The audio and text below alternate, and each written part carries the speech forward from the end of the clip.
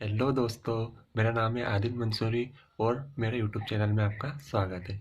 तो आज का वीडियो है आरक्षण के ऊपर कि हॉरिजॉन्टल और वर्टिकल आरक्षण क्या होता है। जैसे कि एमपीपीएससी 2021 के प्री रिजल्ट में महिला और पुरुष की कट ऑफ बराबर गई है। तो आयोग का स्पष्टीकरण आया है कि हॉरिजॉन्टल आरक्षण की वजह से ऐसा महिला और पुरुष की कट ऑफ बराबर गई है। तो हम यही समझेंगे कि हॉरिजॉन्टल और वर्टिकल आरक्षण क्या होता है। तो आइए पेन और कॉपी लेकर देखते हैं। हमारे यहाँ आरक्षण दो प्रकार का होता है, एक तो हॉरिजॉन्टल आरक्षण और एक वर्टिकल आरक्षण। सबसे पहले हम हॉरिजॉन्टल आरक्षण को समझते हैं, जैसे कि जिसे क्षैतिज आरक्षण भी कहते हैं।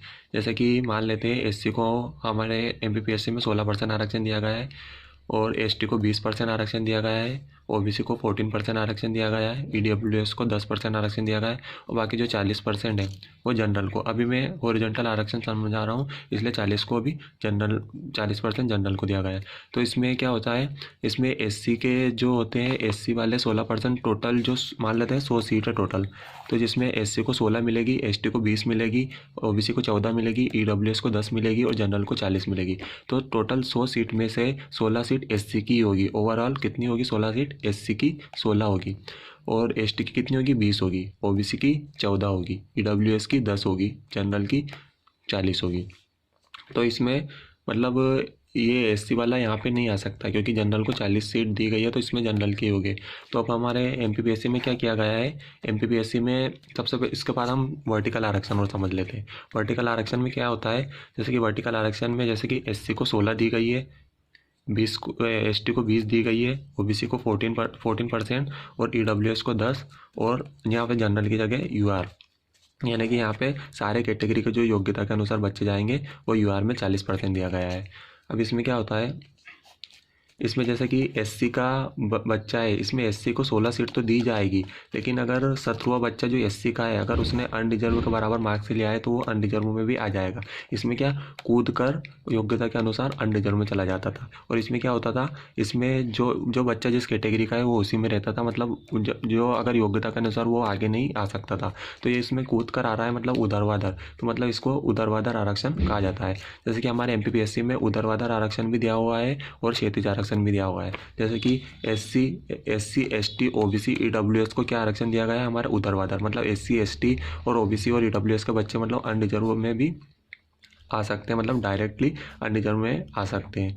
और महिलाओं को जैसे कि हमारे हॉरिजॉन्टल आरक्षण के किन किन को दिया गया है पीएससी में, महिलाओं को और दिव्यांगजन को हॉरिजॉन्टल आरक्षण दिया गया है। अब इसमें क्या होता है, जैसे कि एससी के कितने मान लेते हैं टोटल 10 से क्या होता है, हमारे पीएससी में महिलाओं को और दिव्यांगजन को इनको क्या हॉरिजॉन्टल आरक्षण दिया जाता है। अब इसमें क्या होता है, जैसे कि महिलाओं को मान लेते हैं 33% आरक्षण दिया गया है, तो ओबीसी एससी एसटी ईडब्ल्यूएस और अनरिजर्व, इसमें महिलाओं को 33% आरक्षण दिया गया है। मान लेते हैं अनरिजर्व में 10 सीट है टोटल, तो महिलाओं को 33% आरक्षण, यानी कि मान लेते हैं 3 सीट महिलाओं के लिए इसमें आरक्षित कर दी गई है। इसमें भी टोटल 10 है तो इसमें भी 3 सीट महिलाओं के लिए आरक्षण कर दी गई है। एसटी, इसमें भी टोटल 10 सीट है, इसमें भी 3 सीट कर दी गई है। इसमें भी 3 सीट कर दी गई है टोटल 10 में से, इसमें भी 3 सीट कर दी गई है टोटल 10 में से। अब इसमें क्या होता है, जैसे कि अनरिजर्व में टोटल कितनी 3 सीट महिलाओं की भरनी है, तो हमारे पीएससी में क्या होता है, टोटल सीट का 20 गुना स्टूडेंट लिए जाते हैं। मान लें कि टोटल सीट का 20 गुना यानी कि 20 या 60 महिलाएं तो ये ली जाएंगी और जिनके समान अंक होंगे, मान लेते हैं 10 महिलाएं ऐसी है जिनके समान अंक है, मान लेते हैं 70, तो अनरिजर्व में कितनी टोटल 70 महिलाएँ आएंगी। अब मान लेते हैं 100 मार्क्स का पेपर है अपना। अब जैसे कि अनरिजर्व में अभी महिलाओं की कट ऑफ कितनी गई है, 77। तो जैसे कि ये कट ऑफ जो होती है वो न्यूनतम अंक होती है कट ऑफ।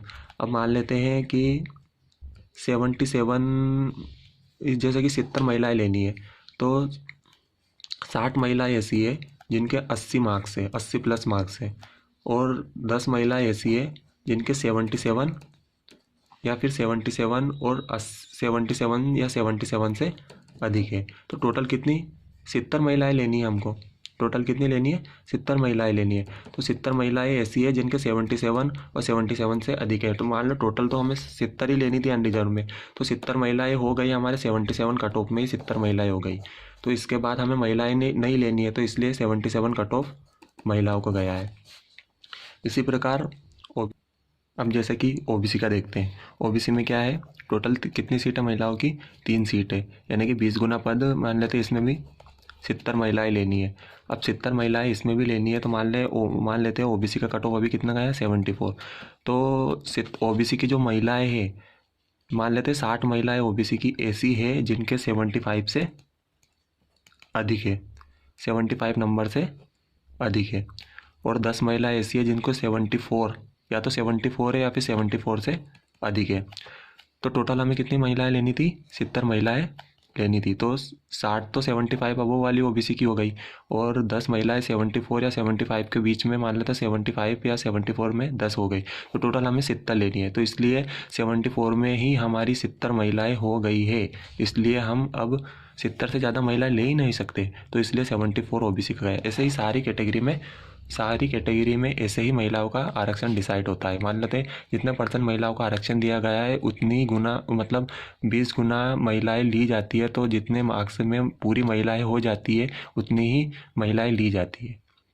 तो ऐसा इसमें होता है, इसलिए महिलाओं की कट ऑफ बराबर गई है। मैंने इस वीडियो में पूरी समझाने की कोशिश की है। अगर मुझसे कोई गलती हो गई हो तो आप कमेंट करके बता सकते हैं। जहाँ तक मुझे समझ थी मैंने बता दिया है। बाकी वीडियो देखने के लिए धन्यवाद।